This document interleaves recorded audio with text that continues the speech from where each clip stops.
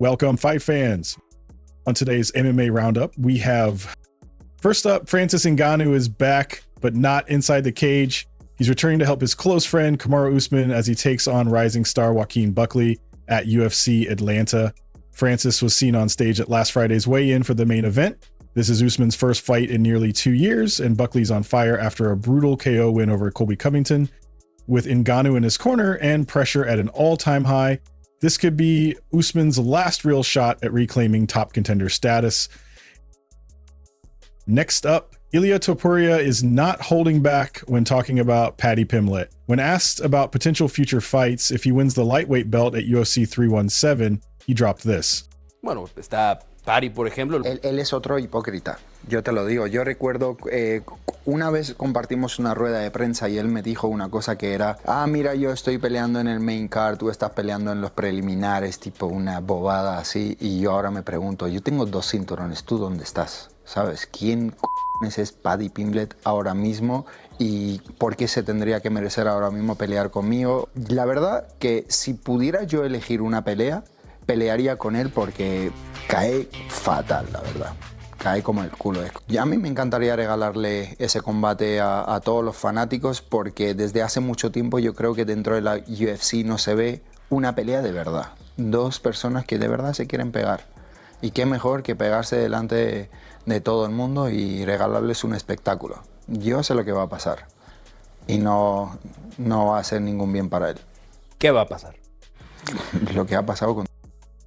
Next, Sean Brady says he's locked in to fight Ian Garry, and while the contracts aren't signed just yet, he's treating it like a done deal. Brady is riding high after a massive win over Leon Edwards, and he's clearly got his sights set on the welterweight title picture.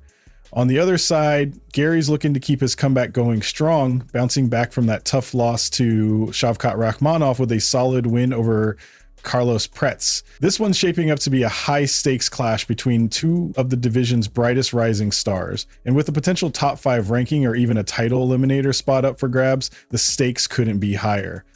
Petr Yan, who's coming off back-to-back wins against Song Yadong and Davison Figueiredo, explains why he accepted a fight against 13-ranked Marcus McGhee.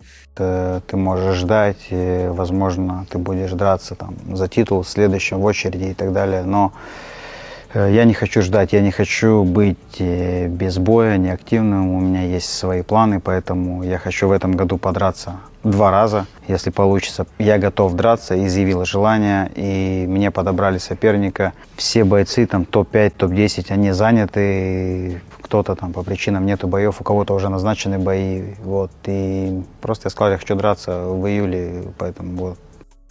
Max Holloway is looking to take out Dustin Poirier and then go straight for the winner of Ilia Topuria versus Charles Oliveira. In a recent video on his YouTube channel, Blessed MMA, here's what Max had to say. I have an opportunity to be his retirement fight, and I know he's trying to ride into the sunset. He can go and do that, but it might be a little sad because I want to go out there and get my hand raised. You know, the message that I'm trying to send is that I'm still here. You know, I know this is Dustin's retirement fight, but his last fight was for a title. I still have title contentions in my mind, you know, and a couple weeks before us, there's a title fight at 155, and I got history of both men. So I go out there, I do my thing, I make a statement, I get a statement win. Who's to say your boy not fighting for 155 undisputed title at the end of the year? So first things first is Dustin Poirier. I am not looking over it. UFC featherweight champion Alexander Volkanovski calls for Jon Jones to retire, talking about the current heavyweight champion. Here's what he had to say on the Overdogs podcast. I've always been, if you're the champion, defend your belt. It's a responsibility. You can't just, I'm going to sit out. I think you need to be reasonably active. I think you need to fight whoever's there. If you've got an interim champ, it's a no-brainer. You know what I mean? So I don't want to throw heaps of shade, but I mean, look, I know he's proved himself. Everyone's like, oh, look what he's done. It's fine. It's like, yeah, no, not really. Don't hold up divisions just because, I know your resume is incredible. What you've done is incredible. You're considered the greatest of all time. Yeah, we get that. So if you don't want to fight, just retire. You're done. Or if you want big fights, you're going to have to vacate the title. Like it's a responsibility. That's how I've always looked at being the champ. It's a responsibility. That wraps today's crunch. What do you think? Drop your thoughts below, hit that like, subscribe, and ring the bell for daily MMA/boxing news.